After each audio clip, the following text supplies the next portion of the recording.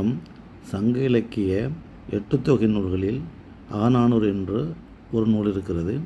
13 அடி சிற்றலையும் 31 அடி பேரலையும் கொண்ட ஒரு நூல். அதனால் அதுக்கு நெடுந்தொகை அப்படின்னு பேர்.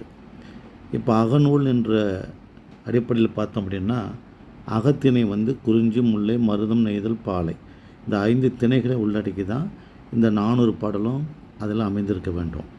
எப்படி கண்டுபிடிப்பது என்பது ஒரு எளிமையான ஒரு பயிற்சி தான்.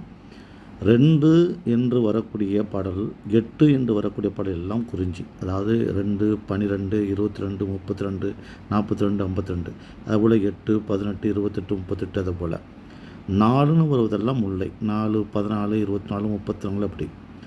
6ன்னு வந்தால் மருதம், 6, 16, 26, 36, 46, 56 அப்படி. அப்புறம் 10 10ஆக வரக்கூடியதெல்லாம் நெய்தல். 10வது பாடல், 20வது பாடல், 30வது பாடல், 40வது பாடல், 50வது பாடல், 60வது பாடல், 70வது பாடல் என்ற அந்த 10ஆக முடியக்கூடிய பாடல் எல்லாம் நெய்தல் பாடல். ஒற்றைப்படையாக வரக்கூடிய எல்லா பாடலுமே பாலைத்திணையுடைய பாடல்.